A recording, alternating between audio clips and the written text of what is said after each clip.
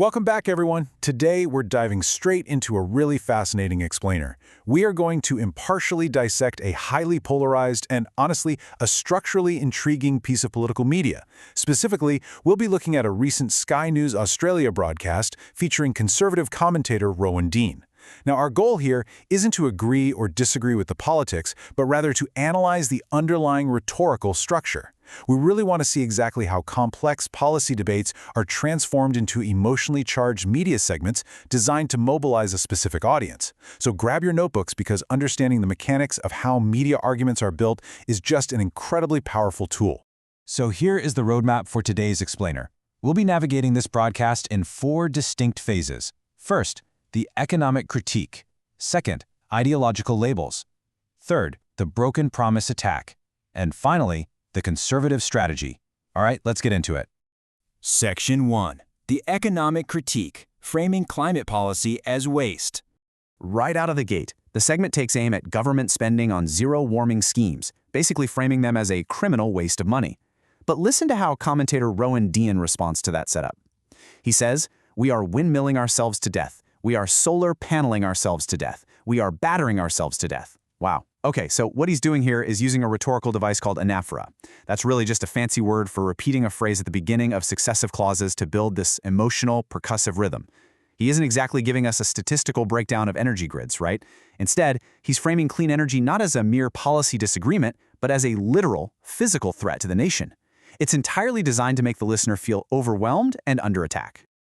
Moving on to Section 2, ideological labels, socialism, communism, and the Australian dream. Now, to shift gears from economics over to ideology, Dean first sets up this emotional anchor. He defines the Australian dream as a historical right for everyday individuals to own private land and build independent security. By explicitly arguing that current policies are destroying this market, he's essentially weaponizing a psychological concept known as loss aversion. He's framing the government's actions not just as bad policy, but as the active theft of a sacred national right, something you, the viewer, already inherently own.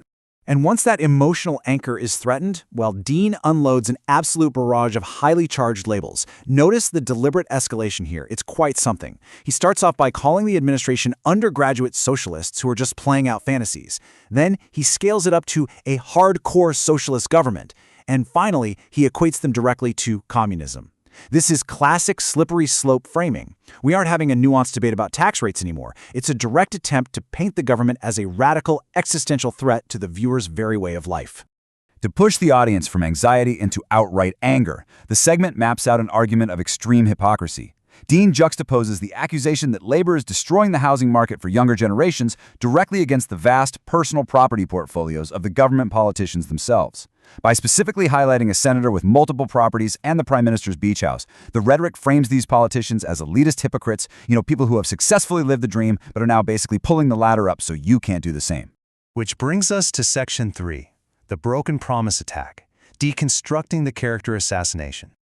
Moving from policy critique to direct character assassination, the broadcast utilizes audio from a newly released Liberal Party attack ad to build this timeline of shifting stances.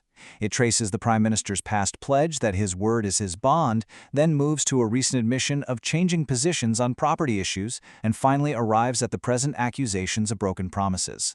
Presenting this as a strict chronological sequence is an incredibly powerful tactic. Why? Because it gives an emotionally charged accusation the visual illusion of objective, undeniable proof. The Sky News host then poses this very specific, incredibly loaded question based on that timeline. Does change translate to lie in government language? It's a brilliant rhetorical pivot, really. It sets the stage perfectly for the commentator to step in and deliver an explosive, definitive response. And here is that response. This direct quote perfectly demonstrates the extreme escalation of language we're talking about. Dean doesn't just say a promise was broken. He literally bypasses a bit of a liar and escalates straight to compulsive, psychopathic, habitual, chronic liar. I mean, wow. This stacking of severe adjectives is a deliberate tactic intended to permanently tarnish a political opponent. By moving the conversation from a simple policy failure to a fundamental moral failing, it signals to the audience that absolutely no compromise with this government is ever possible. The commentator then champions this specific pun from The Spectator Australia. His word is his junk bond. It's a direct, mocking inversion of the Prime Minister's own pledge. Honestly, this is a masterclass in modern political media engineering. They are taking a complex, somewhat dry shift in tax policy and distilling it down into a catchy, devastating, and easily repeatable soundbite that social media algorithms and conservative bases can effortlessly latch onto and share. Now let's look at Section 4, the conservative strategy, a call to action for the political right. Here, we finally reach the climax of the broadcast. The segment pivots entirely away from listing grievances and moves to lay out a strategic roadmap. To justify this call to action, Dean cites this specific ratio, 60-40. He claims this is the proportional majority the conservative side holds in the country, pointing to a recent local election. This right here relies heavily on the bandwagon effect. It's meant to reassure the audience that they aren't some isolated fringe group, but rather the silent, overwhelming majority. And, that's a vital psychological step before asking any audience to mobilize. So what are they mobilizing for? Well, these are the exact marching orders delivered to the political right, demanding a unified, uncompromising strategy. The roadmap insists conservatives must remind Australians of these alleged lies every single day. Notice the aggressive in-group purity testing language here too. It demands the Liberal Party go hardcore and completely purge moderate approaches, which he dismissively labels as bedwetting Turnbull rubbish. Finally, it calls for an informal coalition, urging mainstream conservatives to join forces with populist parties like One Nation. Make no mistake, it is a clear, aggressive battle plan designed for total political war. Which brings us to the end of our analysis. We've seen how a single segment travels all the way from budget critiques to existential ideological threats to deeply personal character assassinations, culminating in a hardcore call to action. I want to wrap up this explainer by leaving you with this provocative thought. How effective is this kind of polarizing, highly thematic, and structurally aggressive rhetoric in ultimately shaping voter behavior at the ballot box? Does it actually persuade the middle, or does it simply mobilize the base? Keep that question in mind the next time you watch the news. Thanks so much for joining me on this deep dive, and keep analyzing what you watch.